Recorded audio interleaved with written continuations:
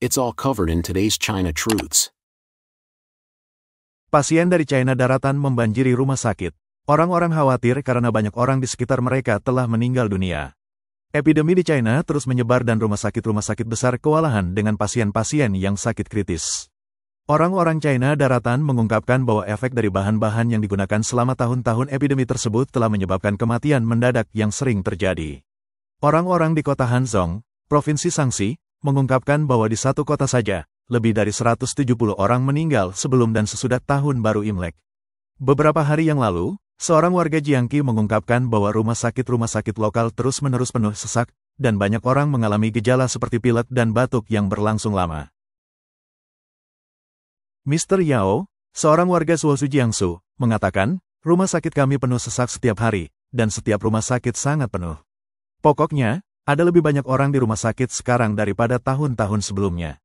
Orang-orang berusia 40-an dan 60-an telah meninggal dunia. Tahun ini dan tahun lalu, lebih banyak lagi. Mr. Wei, seorang warga Hanzhong, Shaanxi, juga mengungkapkan bahwa banyak orang lokal mengalami demam dan pilek, dan pasien memadati rumah sakit dan klinik-klinik kecil.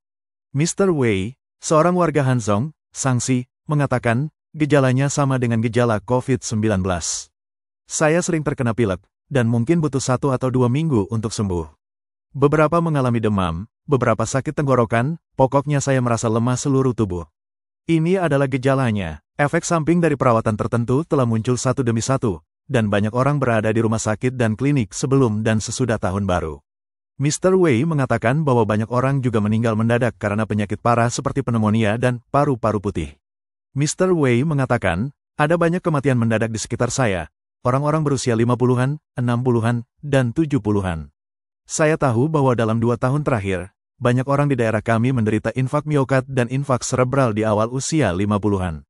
Saya tahu hampir belasan orang telah meninggal dunia, tepat setelah Tahun Baru Imlek. Seorang kolega memberitahu saya tentang seorang Master Yin yang, di sini, sebelum atau sesudah Tahun Baru, di sebuah kota sekitar 5 atau 6 kilometer dari tempat kerja saya, lebih dari 170 orang meninggal di bawah perawatannya. Ini mengerikan. Mr. Liu, seorang warga Provinsi Guangxi, mengatakan, saya tahu 5 atau 6 orang yang meninggal di usia 60-an, dan semuanya meninggal di usia 50-an. Itu adalah masalah kardiovaskular. Tidak ada tanda-tanda yang jelas sebelumnya. Beberapa memiliki penyakit bawaan, dan beberapa tidak. Ada lebih banyak kasus pada bulan November tahun lalu. Sekarang, rumah sakit mengaitkan semua kematian dengan flu dan tidak memberikan diagnosis lain. Mr. Ye, seorang warga kota Hangzhou Provinsi Zhejiang, mengungkapkan bahwa banyak orang di sekitarnya telah meninggal karena infak miokard dan infak serebral baru-baru ini. Mr. Ye mengatakan, beberapa hari yang lalu, seorang pria di pabrik kami pingsan saat bekerja. Dia berusia 30-an dan biasanya sehat.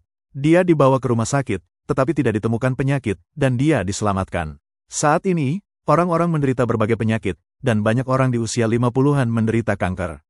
Mr. Ye mengatakan, sekarang, banyak orang memiliki nodul paru-paru, nyeri tubuh, dan batuk terus-menerus yang tidak merespons dengan baik terhadap pengobatan. Masalah-masalah ini jarang terjadi sebelumnya, tetapi sekarang tersebar luas. Istri saya mengalami nyeri tubuh baru-baru ini. Banyak orang telah meninggal, termasuk beberapa orang di usia 40-an dan 50-an. Saya merasa bahwa ada lebih sedikit orang di jalanan daripada sebelumnya. Dulu banyak orang yang bepergian di pagi hari, tetapi sekarang bahkan toko-toko memiliki lebih sedikit pelanggan. Mr. Wei, seorang warga Hanzhong, mengatakan, selama bertahun-tahun, banyak orang telah menyadari bahwa hal-hal tertentu tidak aman atau bermanfaat. Saya tahu 3 atau 4 orang dengan infak serebral. Mereka sekarang bergantung pada anggota keluarga untuk perawatan dan duduk di kursi roda, mirip dengan pasien Alzheimer. Beberapa orang juga mengatakan bahwa mereka memahami taktik Partai Komunis dan percaya bahwa yang disebut perawatan gratis tidak pernah benar-benar untuk kesejahteraan publik. Selama penguncian 3 tahun dari 2020 hingga 2022, PKC memaksa semua orang untuk mematuhi kebijakan COVID-19. Mr. Ye, seorang warga Hangzhou Provinsi Zhejiang, mengatakan, dulu, kami enggan, tetapi itu wajib. Jika Anda tidak patuh, Anda tidak bisa bekerja di pabrik, Anda tidak bisa pergi kemanapun, tidak ada tempat umum, tidak ada supermarket. Anda membutuhkan kode kesehatan. Jika Anda tidak mengikuti persyaratan, Anda mendapat kode merah dan dilarang pergi kemanapun. Mr. Wang, seorang warga Yangzhou, Provinsi Jiangqi, mengatakan, banyak orang mengambilnya, dan sekarang merasa cemas. Nodul paru-paru, masalah amandel, dan masalah kesehatan lainnya telah menjadi umum. Ada lebih banyak kematian mendadak, infak miokard, dan infak serebral. Kasus kanker juga meningkat. Banyak orang China telah mengembangkan berbagai kondisi kesehatan setelah menjalani perawatan tertentu. Para korban pernah mendesak Partai Komunis China untuk membentuk mekanisme kompensasi, tetapi upaya mereka ditekan melalui penahanan dan tahanan rumah.